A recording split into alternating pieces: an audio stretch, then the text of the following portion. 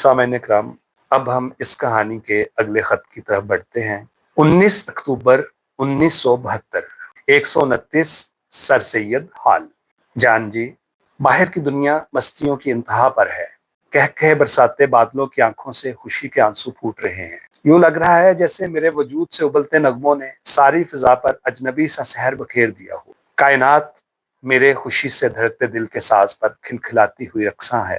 دیواریں جھوم اٹھی ہیں، زمین میرے ارد گرد گھومنا شروع ہو گئی ہے۔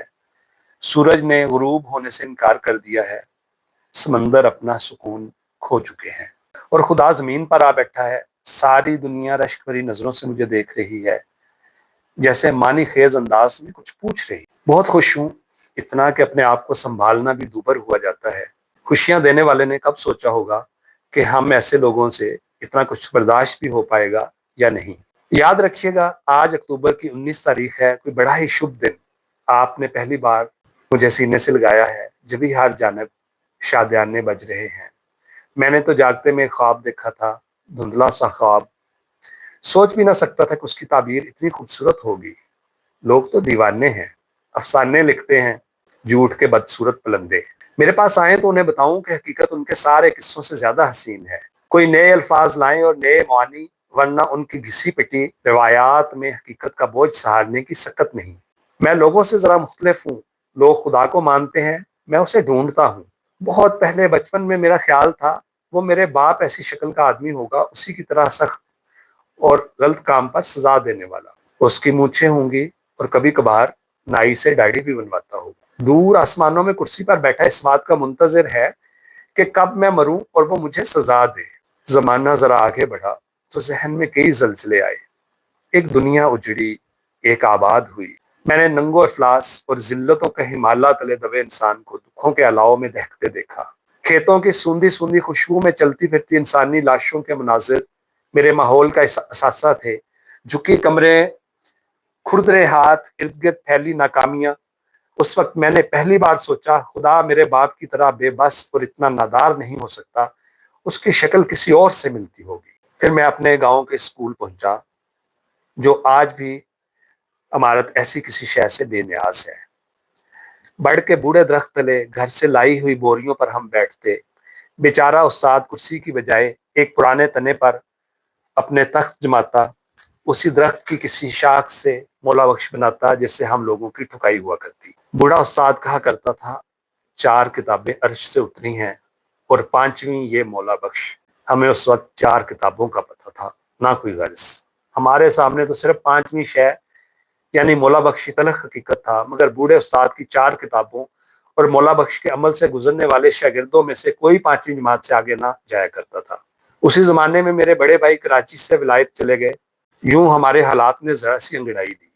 ایک عرصہ بعد جب میں کالج پہنچا تو صدیوں سے اپنے گاؤں کا پہلا فرد تھا جو اعلیٰ تعلیم حاصل کرنے شہر پہنچا تھا۔ شہر کی دنیا نئی دنیا تھی۔ ایک جانب موٹریں، کاریں اور کوٹھیاں تھیں اور دوسری جانب بکتے جسم، زرد چہرے اور قبروں سے جھانکتی آنکھیں۔ اس زمانے میں مجھے یقین ہو گیا کہ خلا کے اندھیروں میں کوئی اجالا نہیں، ورنہ یہ سب کچھ کیوں ہوتا۔ زندگی میں پہلی بار جب میں نے آسمان کی کوکھ سے برف کو جنم لیتے دیکھا تو لمحہ بھر کے لیے مجھے یوں لگا جیسے میرے وجود میں سے کوئی اجنبی شے سنسناتی ہوئی گزر گئی۔ یہ فطرت کا لازوال حسن تھا۔ یہ لمحہ اتنا گہرا تھا کہ میرا جی خدا پر ایمان لانے کو چاہا۔ میں نے سوچا شاید خدا حسن کا نام ہے۔ یہ 1968 کا واقعہ ہے، جب ہم کالج کے ایک ٹرپ پر کاغان گئے تھے۔ دوسری بار میں نے کوہ طور کو اپنے اندر محسوس کیا تو پل بھر یوں لگا جیسے کوئی اجنبی قوت میرے جسم کے سارے بند توڑ کر میری روح کے اندر گھسنا چاہتی ہے۔ اس وقت تم نیم واہ آنکھوں کے ساتھ میرے سینے سے چمٹی تھیں، تمہاری اکھڑی اکھڑی گرم ریشمی سانس میرے حلق سے نیچے اتر رہی تھی۔ میرے جلتے ہونٹوں پر تمہارے رسیلے ہونٹ پیوست تھے۔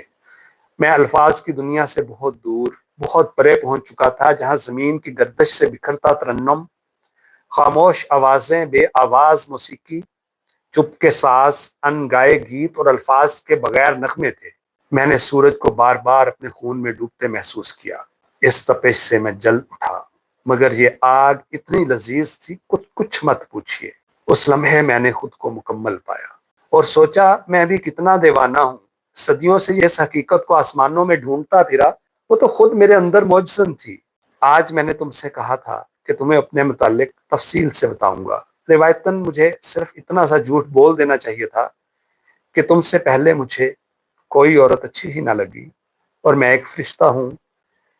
میرا خیال ہے میں خود کو انسان سمجھتا ہوں، فرشتوں سے میرا کوئی تعلق نہیں۔ تو سنو، پہلی لڑکی میری زندگی میں اس وقت داخل ہوئی جب مجھے اپنے مرد ہونے کا احساس نہ تھا۔ میں اور وہ کھیتوں میں الڑ بچڑوں کی طرح بھاگا کرتے، مستقبل سے بے خبر، کم سن، نادان، محبت اور نفرت دونوں سے ناواقف۔ اس کا نام ارشاد تھا۔ لڑکی کا یہ مردانہ سا نام سن کر تمہیں ہنسی تو آئی ہوگی، پر گاؤں کے لوگ ناموں میں اتنی گڑبڑ ضرور کر جایا کرتے ہیں۔ نام رکھنے والی بوڑھیاں ایسا نام رکھنے کی کوشش کرتی ہیں جس کو وہ خود آسانی سے ادا کر سکیں، اور بس لمبے فساد کو کون جاتا ہے۔ ارشاد مجھ سے بڑی تھی، اور یوں بھی لڑکیاں سونی کی فصل کی طرح بہت جلد بڑھ جاتی ہیں۔ اس وقت میں قریبی قصبے کے اسکول میں غالباً 7ویں جماعت کا طالب علم تھا۔ گاؤں میں پہلے تو کوئی پڑھتا ہی نہیں، اور جو اسکول تک پہنچ گیا وہ شہر میں پڑھنے والوں سے مختلف ہوتا ہے۔ اسکول سے گھر پہنچے تو مشقت کے کولوں میں جتے ماں باپ کے ساتھ مل کر کام میں لگ گئے۔ ایک دن اسکول سے واپسی کے بعد معمول کے مطابق مجھے چارہ کاٹنے جانا تھا۔ برسات کا موسم، شدید ہبس اور گھٹن کا عالم، پورا گاؤں باجرے اور مکئی میں ڈوبا تھا۔ میں درنتی لیے گاؤں سے کوئی 2 فرلانگ دور اپنے قد سے 3 گنا اونچی مکئی میں گم گھاس نکالنے میں مصروف تھا۔ اس موسم میں کھیت میں گھسنا بڑا ہی تکلیف دہ کام ہوتا ہے۔ مارے گرمی کے انگ انگ سے پسینہ ابل اٹھتا ہے۔ فصل کے کموارے پتے جسم کے جس حصے پر لگیں کھال اتر جاتی ہے۔ ایسی تیز خارش بھڑکتی ہے کہ بس کچھ نہ پوچھیے۔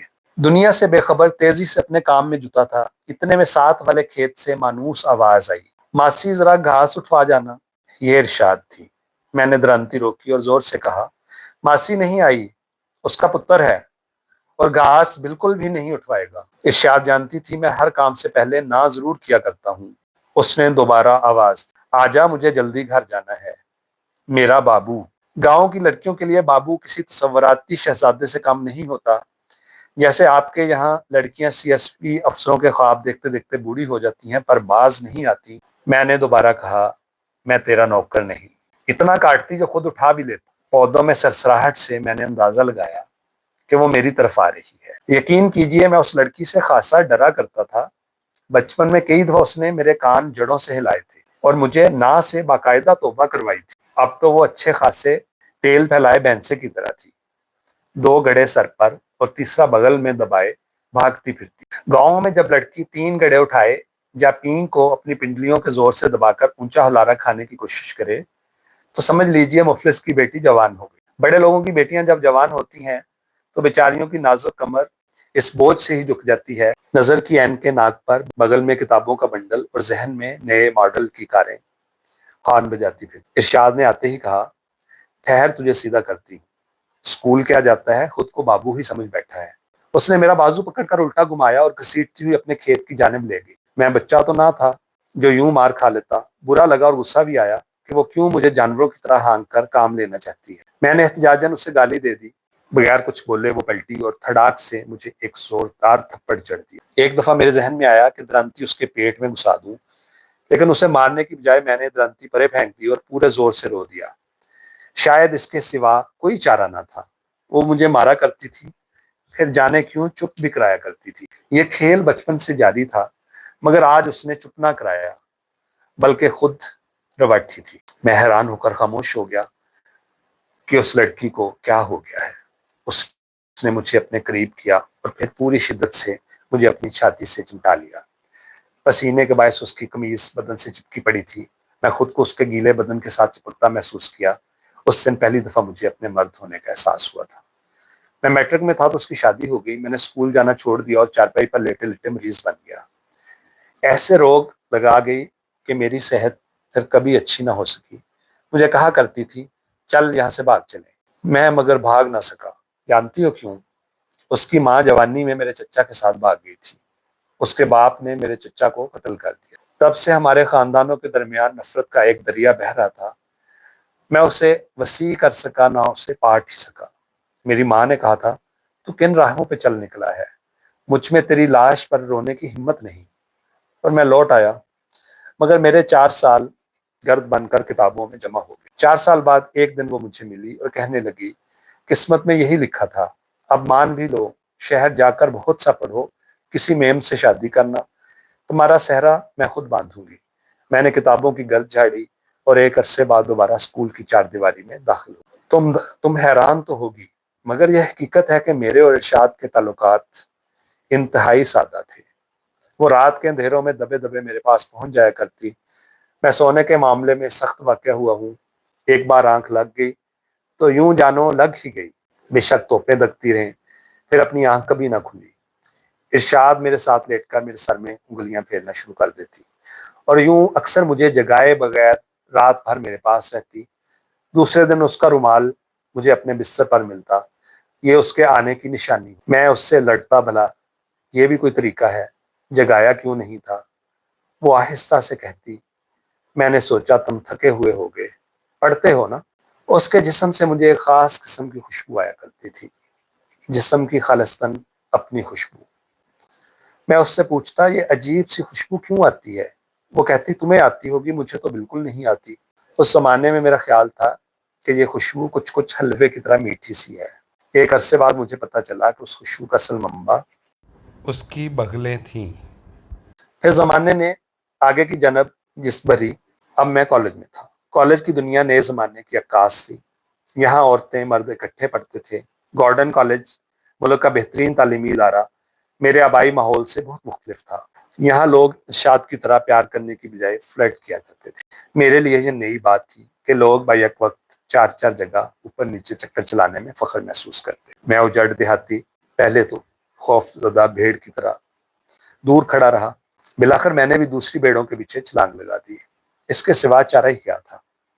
یہ بھی عجیب لوگ تھے، کیچڑ میں نہا رہے تھے اور سمجھتے تھے اس طرح ان کے منہ دھل جائیں گے۔ میں گموار کیچڑ میں اترتے لمحے یہ جانتا تھا کہ کیچڑ میں نہانے سے گندگی کیسے دور ہو سکتی ہے، لہذا کوئی خواہش کیے بغیر تم کے درمیان تھا، ضرورت کا رشتہ تھا، چلتا رہا۔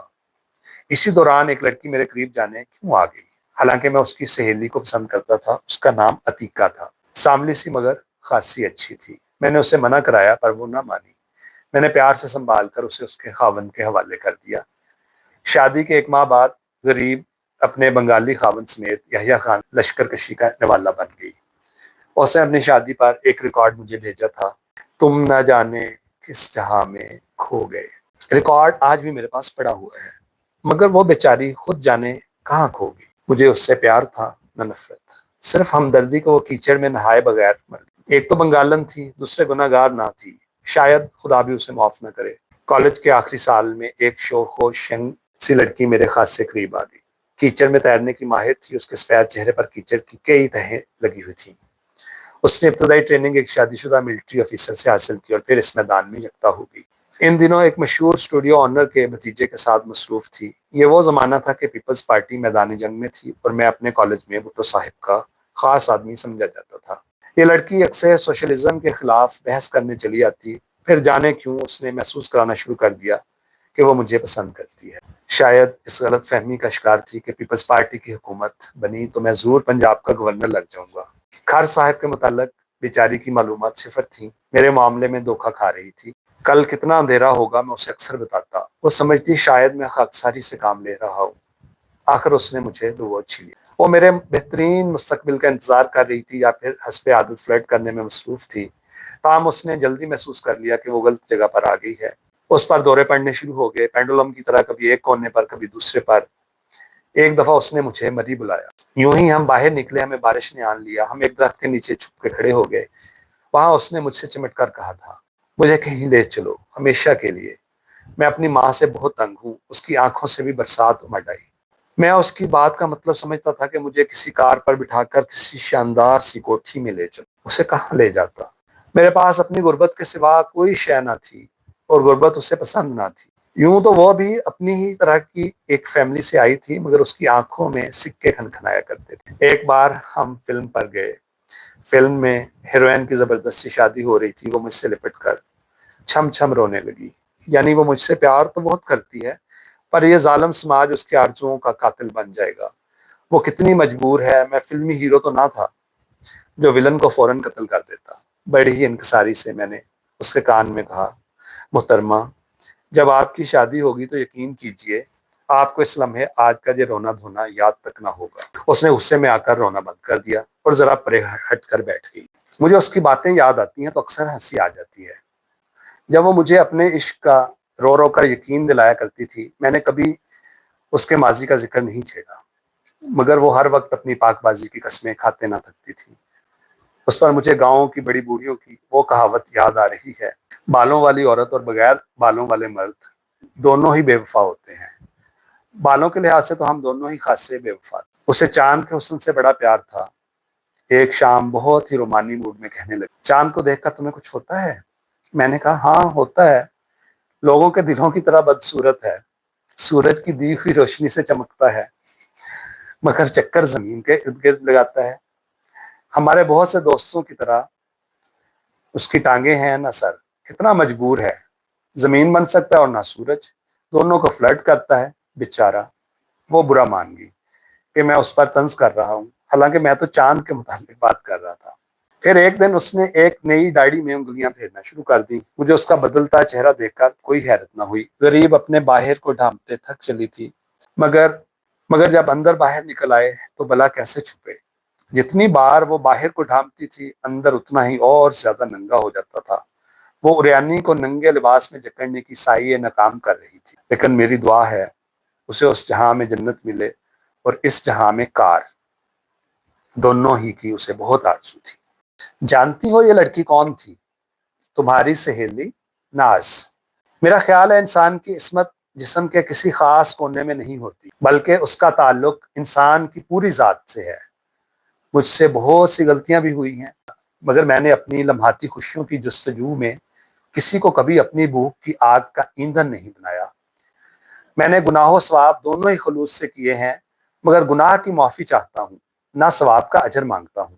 میں نے پورے صدقے دل سے اپنا ماضی تمہارے سامنے کھول کر رکھ دیا ہے تاکہ کل تمہیں کوئی پریشانی ہو اور نہ مجھے شرمندگی۔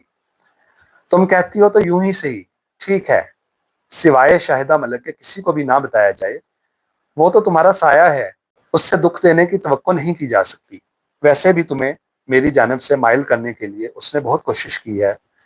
میرا ذاتی طور پر خیال تھا کہ کسی سے بھی کچھ نہ چھپایا جائے۔ جب ہم دونوں ایک دوسرے کے ساتھ چند لمحے گزارنا ہی چاہتے ہیں تو لوگوں سے ڈر ڈر کر کیوں گزاریں؟ اگر 10-12 دفعہ پیدا ہونا ہو تو پھر ایک دفعہ ڈر کر زندگی گزار لی جائے اور دوسری بار دل کی رہی حسرتیں پوری کر لی جائیں۔ صرف ایک ہی زندگی، اور وہ بھی اتنے خوف تلے، کم از کم میرے لیے یہ پابندی ناقابل برداشت۔ ٹھیک ہے، ہم بہت دیر بعد ملے، اب کوئی اچھی سی توقع پیدا کر لینا حماقت ہوگی، مگر کسی کو اچھا سمجھنے کے لیے کوئی وقت معین تھوڑے ہی ہوتے ہیں۔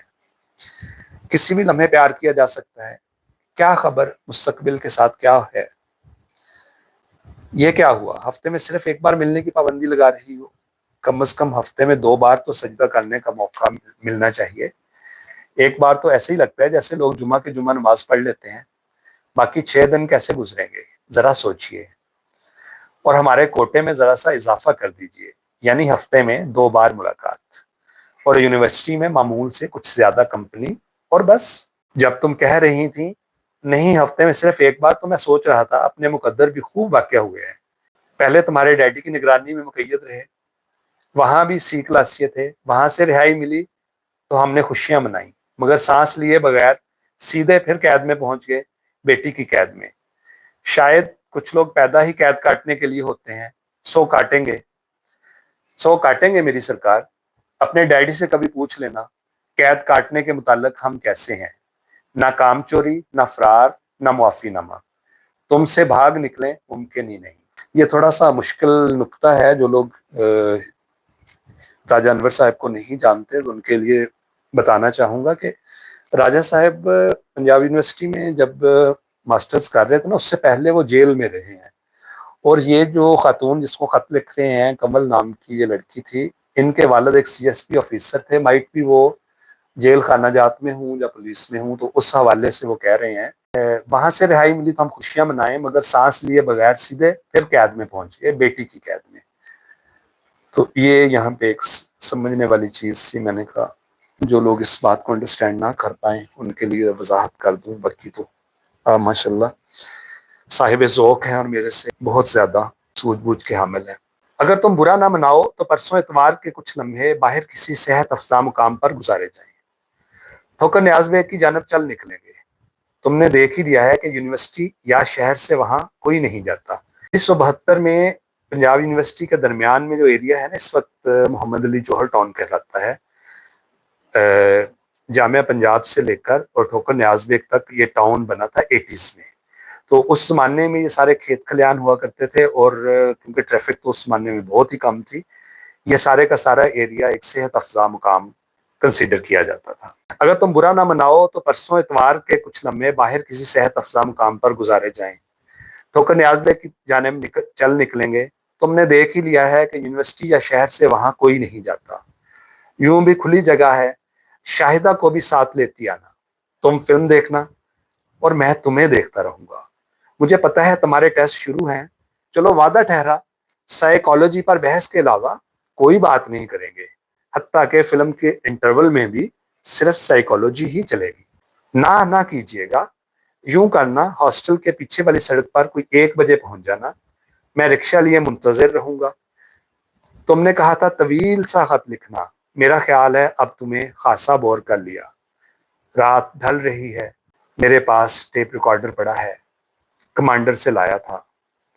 جانتی ہو کون سا گانا بج رہا ہے؟ چھپا لو دل میں یوں پیار میرا کہ جیسے مندر سے لو دیے۔ مجھے پہلے بھی یہ ریکارڈ بہت پسند تھا، مگر آج ان الفاظ سے معنی پھوٹتے محسوس ہو رہے ہیں۔ یوں لگتا ہے جیسے سچ مچ تم گا رہی ہو صرف میرے لیے۔ یوں لگتا ہے جیسے سچ مچ تم گا رہی ہو صرف میرے لیے۔ موسیقی بھی کتنا خوبصورت دھوکا ہے، تمہارا ہمیشہ۔